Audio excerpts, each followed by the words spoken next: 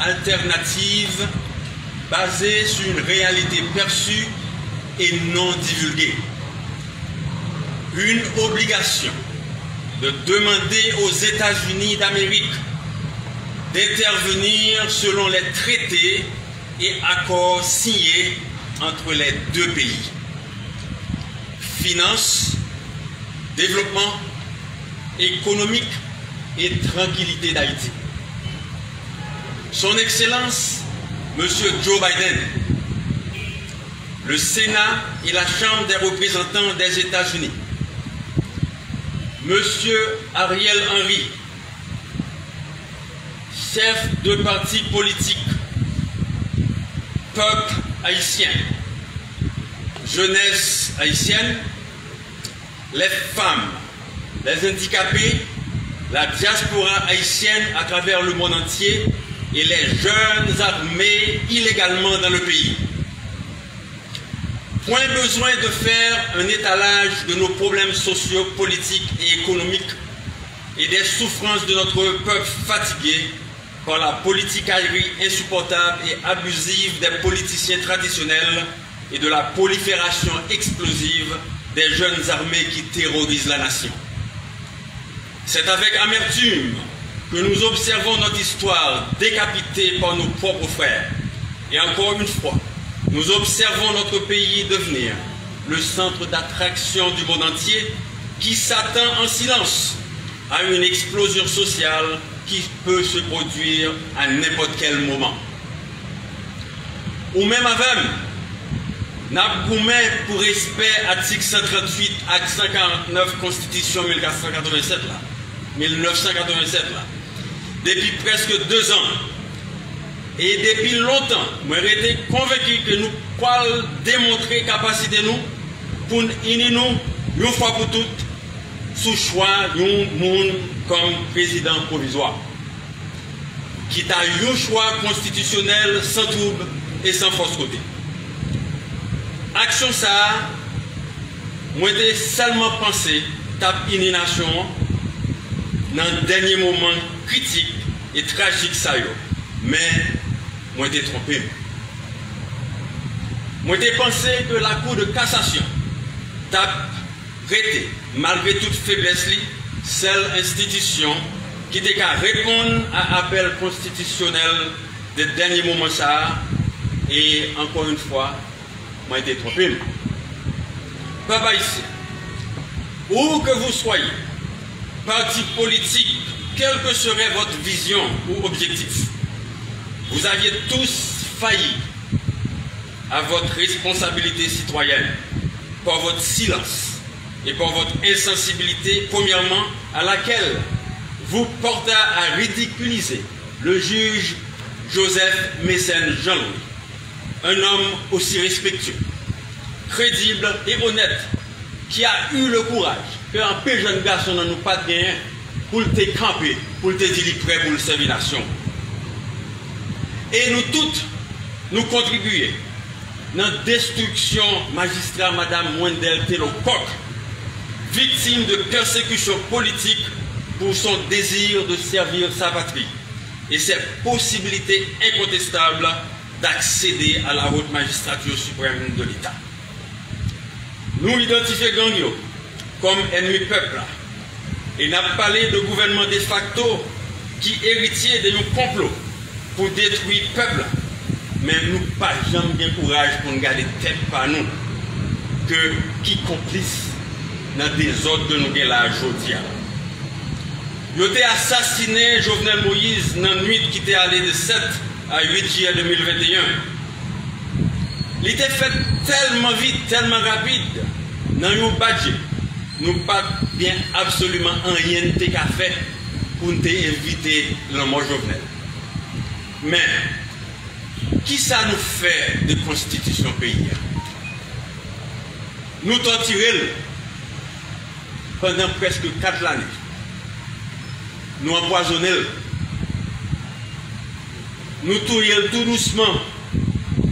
C'est arrêter pour nous enterrer seulement.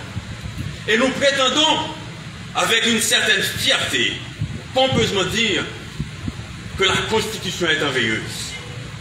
Ça veut dire. Certainement, les auteurs intellectuels ne peuvent en aucun cas tirer profit du crime. Vous avez honteusement, avec un plan bien machiné, bien consommé, pour l'exécution préméditée de notre Constitution. Une Constitution, je sais, qui est déjà boiteuse. Vous avez écrit un manuscrit monté sur un plan bien précis contre ses propres fils, et plus spécialement ceux de la diaspora. Mais ça qui fait un pays, peuple haïtien, c'est Constitution, c'est loi, c'est frontières, c'est coulelles avec peuple. Vous avez mis le peuple dos à dos et plus de 300 000 armes de guerre et de munitions dans les mains de jeunes que vous avez convoités. Et aujourd'hui, nous voyons l'effet de vos actions reproduire sur des enfants au moins de 12 ans. Que pouvez-vous donc attendre de ces jeunes qui soudainement se voient donner une opportunité d'accéder rapidement à une gloire teintée de crimes et de richesses mal acquises? Ou même, jeunes garçons qui ont des armes illégales dans le pays, moi pas près l'eau bandit, parce que dans le GEPAM, ou pas bandit. Ou c'est victime toute vraie bandit.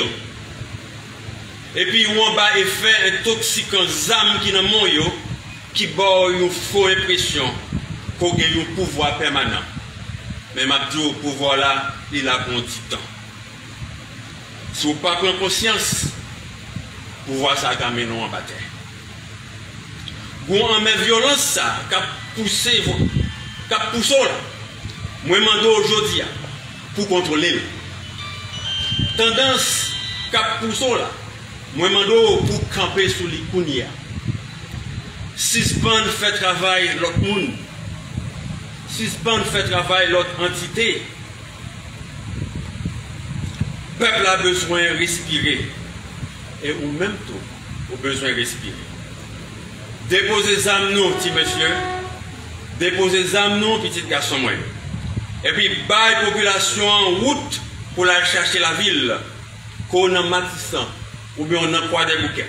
Quel que soit côté, quittez le peuple là, aller chercher la ville. Baille population, chimé travail. Baille population, chimé la ville. Le peuple a besoin de retourner dans la normalité. Et m'a commencé à faire, parce que ou même tout, ou bouquet dans la condition que vous mettez là, ou bouquet dans la condition que vous même vous mettez frère. Quant à vous, M. Ariel Henry, représentant officieux, non légitimé par le peuple haïtien, qu'avez-vous fait de l'héritage qui vous a été légué par le défunt Jovenel Moïse? Rien de vraisemblable qui justifierait que votre action au profit du peuple. Au contraire, vous n'avez absolument rien fait en vue de combattre l'insécurité qui paralyse la nation et rien non plus qui encouragerait l'investissement dans le pays. Si vous prétendez avoir fait quelque chose, vous avez tout simplement empiré la situation et vous avez également empiré la vôtre. Aujourd'hui, aucun investisseur censé ou aucune entité internationale n'oserait penser à investir en Haïti à cause de cette infection socio-politique qui gangrène chaque jour. Monsieur Ariel Henry, actuellement, vous représentez un obstacle à l'avenir politique du pays et aux investissements qui pourraient sauver notre peuple assoiffé d'emploi et de meilleures conditions de vie. Et quant à vous, les politiciens traditionnels, prenez un moment pour revisiter l'histoire de ces dernières années. Vous êtes tous témoins d'un peuple que vous avez piétiné et que vous avez humilié pendant des bons côtés avec à demander justice, à demander constitution. Vous avez choisi qu'un bel salle, d'un grand goût, soif, accent côté pour le rêter. Pour n'y avoir assez courir, la quitter quartier, mais par contre côté pour l'aller. Si en toute évidence, messieurs, dames, constat est fait que la Constitution a été éliminée et qu'on serait dans l'impossibilité d'installer le juge, M. Joseph Mécène Jean-Louis, ou la juge, Mme Wendell Koch, suivant les articles 138 et 149, ou même tenter l'installation de conseil national de gouvernement avec ces deux juges, avec l'introduction d'un troisième membre choisi par le secteur privé, il serait avéré de dire ceci, en effet, reflèterait une certaine considération à la Constitution. Alors, et alors seulement, que la décision d'avancer reflèterait une vraie démocratie dans un pays de droit tel que prôné par les États-Unis d'Amérique. Mais certainement pas la décision de M. Ariel Henry, et non plus la décision d'un groupe ou des groupes qui sont tous responsables activement ou passivement des malheurs de la nation.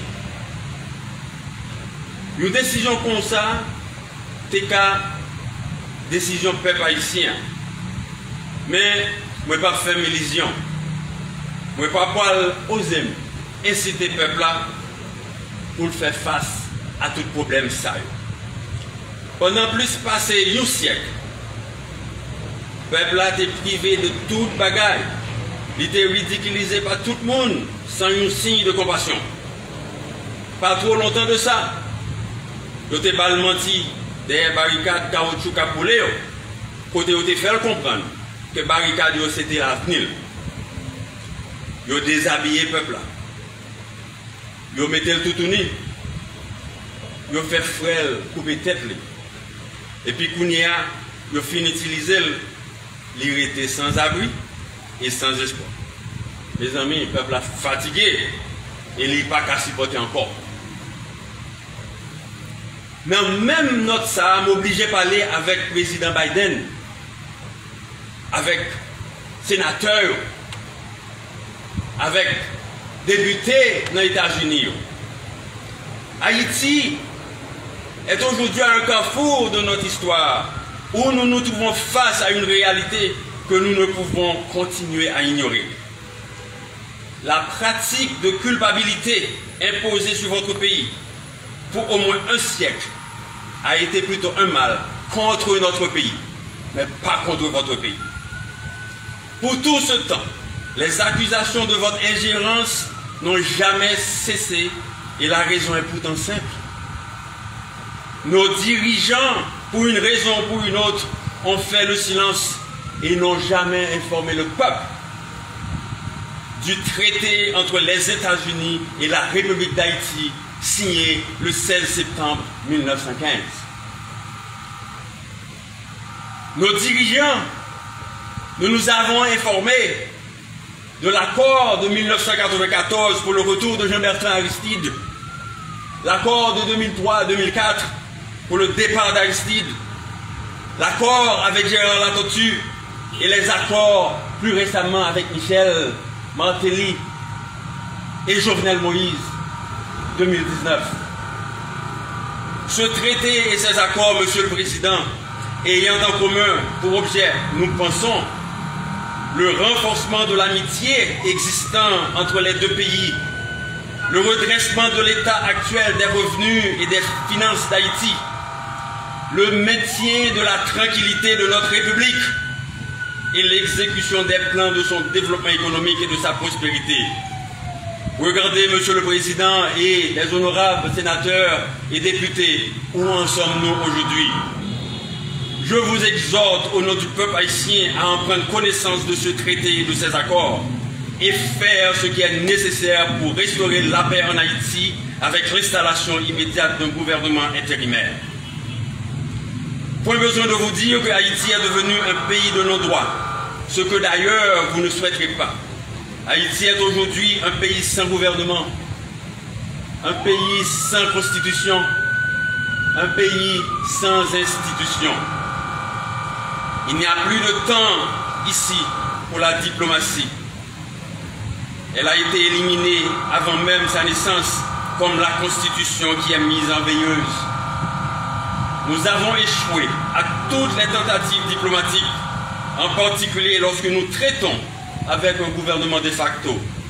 Et tout soutien de ce gouvernement, qu'il soit politique ou économique, serait en violation du traité et de tous les accords qui ont été signés avec les États-Unis. Nous sommes seulement, Monsieur le Président, qu'à au moins d'une heure de vol des côtes de la Floride. Ne fermez pas vos yeux et n'ignorez pas vos engagements envers nous. Vous avez la plénitude du pouvoir. Raffermissons-nous et resserrons nos liens d'amitié avec la plus cordiale coopération démocratique pouvant assurer nos mutuels respects et avantages. Aujourd'hui, M. Joe Biden et les honorables membres du Sénat et membres de la Chambre des représentants, j'espère que vous ferez ce qui est nécessaire dans l'immédiat pour la restauration de la démocratie et la paix en Haïti.